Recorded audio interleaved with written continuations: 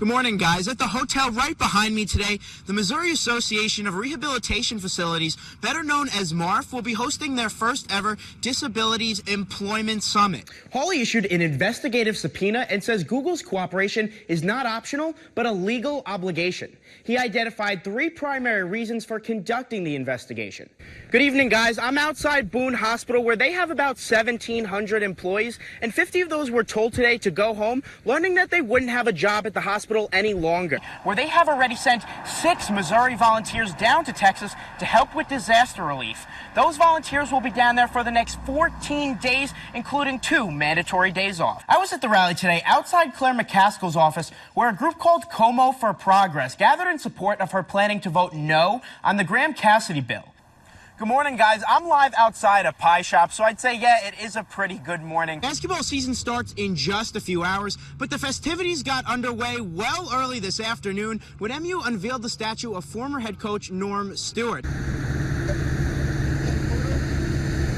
The brick street on University Avenue has been in place since 1911 and hasn't been repaired in over 30 years.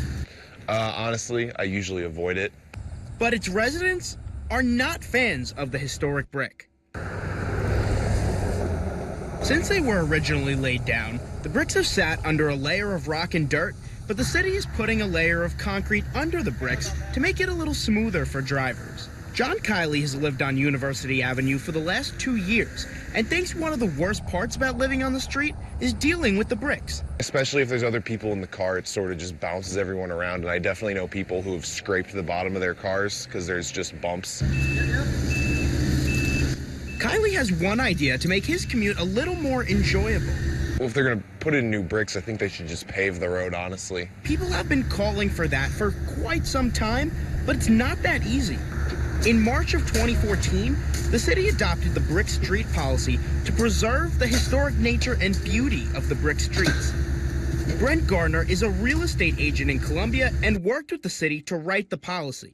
He said the commission had to sit down with the city to get them to realize the value of the bricks. It was this long-term pressure on them to sit down and talk about it, and showing them examples of other cities that are using their bricks in a positive way.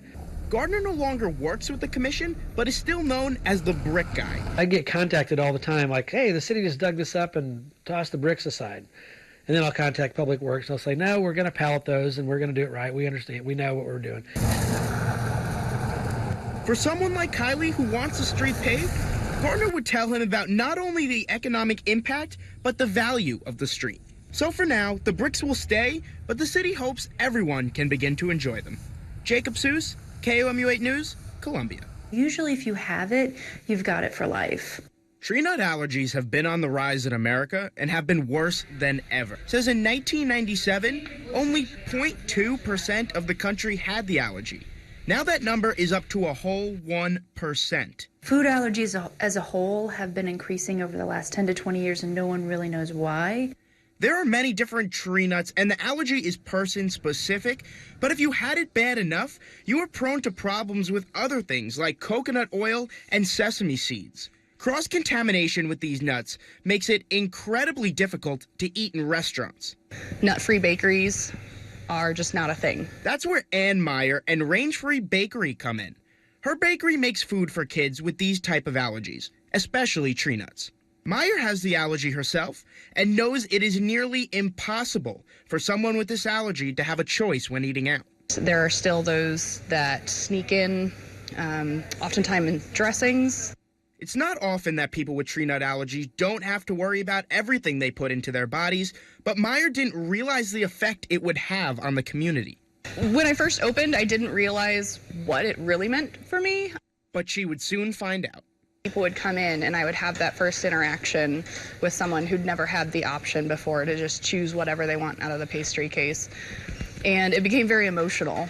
Meyer thinks that places that don't tailor their products to specific allergies need to be more trained about how to accommodate their customers. I'd say training and education is the most important part, to train your staff of what these things are initially. Meyer has brought a joy to people with the allergy that people without just cannot quite understand. A really touching like the Grinch's heart grew 3 sizes that day moment, and I'm just connected with all the Whovillians now. Jacob Seus, KOMU 8 News, Columbia. Reporting live in Columbia, Jacob Seus, KOMU 8 News.